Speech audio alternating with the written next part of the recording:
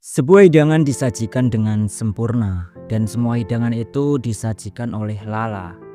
Namun, tampaknya Lala sendiri masih bingung kenapa dirinya mau melakukan hal demikian, yakni menjadi seorang pelayan. Dan seketika ia teringat dengan dirinya yang beberapa hari lalu telah melakukan sumpah sebagai pengikut setia Raja Iblis dan Talian. Sementara saat ini nampaknya sudah seminggu setelah kejadian itu. "Yang mulia, saya membawakan makanan untuk Anda," ujar Lala sembari mengetuk pintu di ruang pribadi dan Talian. Setelah sekian lama Lala menunggu di depan pintu, sepertinya tak ada jawaban sama sekali dari dan Talian. Lalu dengan terpaksa, Lala langsung membuka pintu tersebut. "Permisi, Yang Mulia," pungkasnya. Dan di sana saat Lala melihat ruangan dan Talian, ia berkata, "Seorang Raja Iblis yang dimuliakan, Tuanku." Nampaknya ruangan itu benar-benar berserakan, penuh buku-buku, sedang dan Talian sendiri ketiduran saat sedang membaca buku. Bersamaan dengan jatuhnya buku yang ada di muka dan Talian, Lala yang memandangi sosok itu lantas berkata dalam hati, "Aku tidak tahu apa yang sebenarnya Raja Iblis dan Talian pikirkan."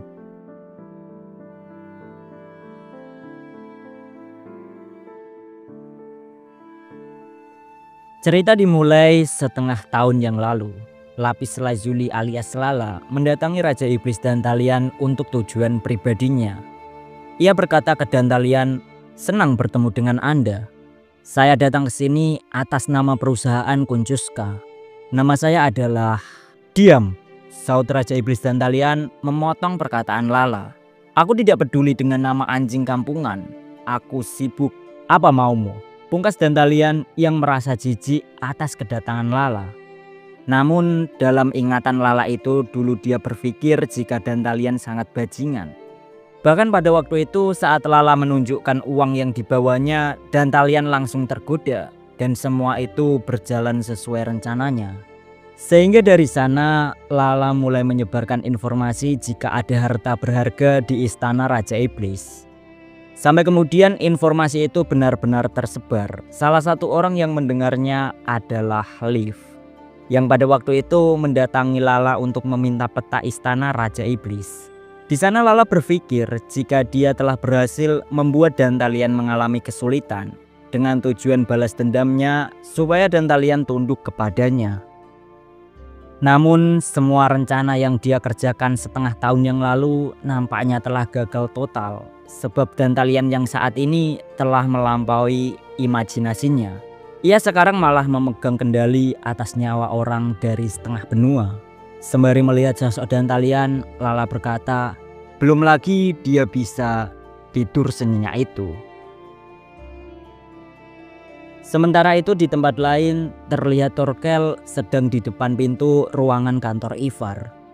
Tak lama kemudian ia masuk ke dalam untuk menemui Ivar. Di sana terlihat berbagai pajangan dan beberapa aksesoris. Ketika Thorkel di dalam, ia tak mendapati keberadaan Ivar. Lilin-lilin penerangan di sana juga terlihat tak menyala. Sedetik kemudian lilin itu dinyalakan dan Ivar muncul di antara samar-samar cahaya. "Jadi bagaimana situasinya?" pungkas Ivar bertanya ke Thorkel. Dengan sangat cemas Thorkel menjelaskan jika wabah menyebar dengan sangat cepat dan hanya menunggu waktu wabah itu akan menyebar ke seluruh benua.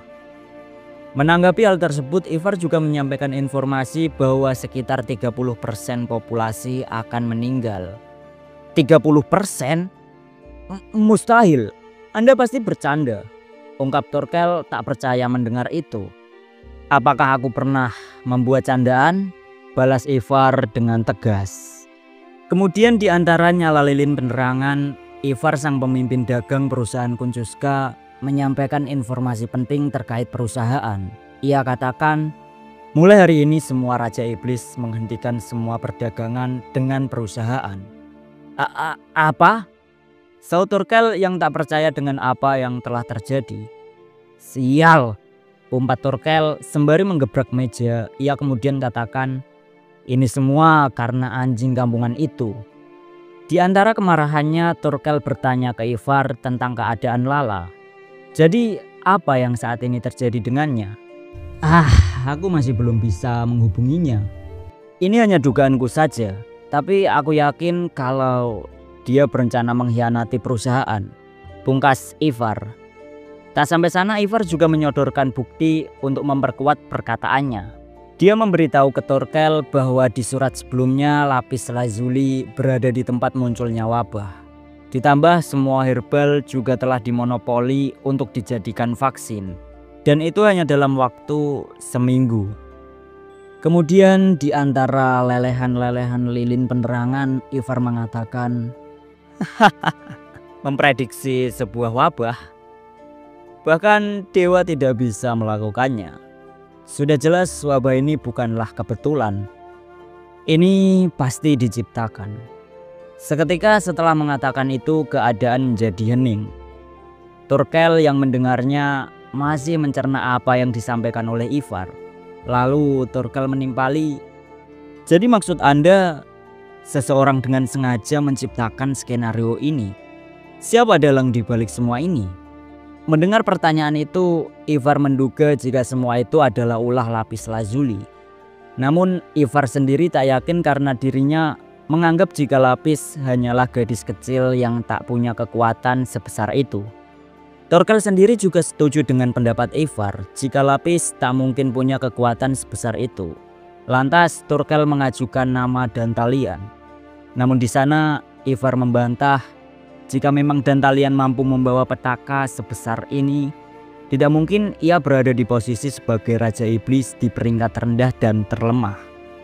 Bagi Ivar, antara lapis dan Dantalian hanyalah seekor ikan kecil, yang mana tak ubahnya mereka hanyalah bidak dari kekuatan yang lebih besar.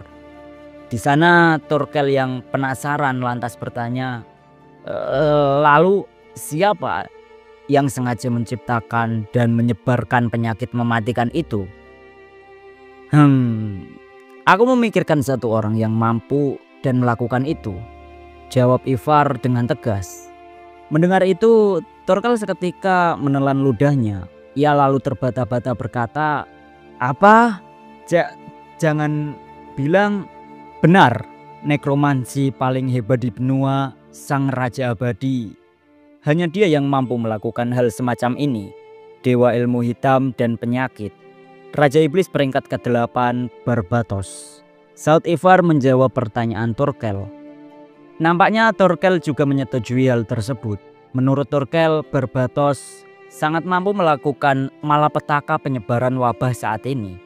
Alasan dibalik Thorkel meyakini itu karena Barbatos sangat membenci manusia. Tak hanya itu, Barbatos juga menyukai perang dan sudah menghancurkan banyak negara. Kemudian Thorkel mengatakan ke Ivar, jika wabah ini menyebar, dampaknya pada manusia akan lebih besar daripada dampak kepada iblis. Karena jika semua ini semakin parah, manusia mungkin akan punah. Mendengar penjelasan Thorkel, Ivar menyetujui pendapat tersebut karena dirinya sendiri meyakini jika semua itu memang ulah dan sifat dari Raja Iblis. Lalu Thorkel menanyakan, bila memang semua itu ulah Barbatos, apa yang akan dilakukan perusahaan? Mengingat jika perusahaan sudah lama membentuk hubungan baik dengan banyak Raja Iblis. Oleh karena itu, akibat dukungan dari Raja Iblis, perusahaan dapat berkembang dengan sangat besar. Di sini Thorkel terlihat ketakutan karena jika berencana melawan Raja Iblis, menurutnya perusahaan harus menyiapkan bukti yang kuat. Namun Ivar yang mendengar tentang apa yang dikeluhkan Thorkel cukup tenang karena dirinya ternyata sudah menyiapkan semuanya dengan cara memanfaatkan Dantalian dan lapis untuk mengatakan yang sebenarnya terjadi. Lalu dalam ketenangannya itu Ivar mengatakan ke Thorkel, kau tidak perlu khawatir, aku sudah bertindak. Aku akan membuat mereka menyesal karena sudah melawanku. Pungkas Ivar sembari tertawa kegirangan. Menyaksikan itu Thorkel cukup terkejut dan tak menyangka jika Ivar sudah membuat gebrakan terlebih dulu. Kebimbangan Thorkel seketika pecah setelah mendapati ada seorang pelayan yang datang. Di sana pelayan tersebut langsung menyodorkan surat laporan itu kepada Ivar. Seketika Ivar langsung membaca surat tersebut. tawa menggelegar pecah memenuhi seisi ruangan ketika Ivar membaca surat itu. Lalu dalam kegirangannya Ivar berkata, "Thorkel, pergi temui Yang Mulia Paimon dan beritahu apa yang kita ketahui. Satu-satunya yang bisa bersaing dengan Barbatos adalah Yang Mulia Paimon." Pungkas Ivar menyuruh Thorkel. Lalu dalam hati Ivar membatin, benar, Yang Mulia Paimon dan Barbatos memiliki hubungan yang buruk. Aku yakin Yang Mulia Paimon tidak akan menyia-nyiakan kerjasama ini. Hahaha. Wah, para bajingan itu, mereka berani menghadapiku, ungkap Ivar yang sembari ia memperlihatkan kekuatan dan keagungannya. Lalu dalam sepersekian detik, Thorkel melihat Ivar menghilang dari kursinya. Menyaksikan itu, Thorkel agak terkejut.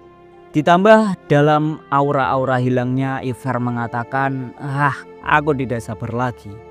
Sedang Thorkel yang menyaksikan itu cukup merinding dengan keberingasan Ivar.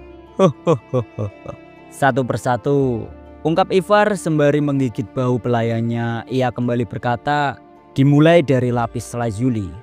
Aku akan membuatnya menjadi bagian dari koleksi boneka hidupku.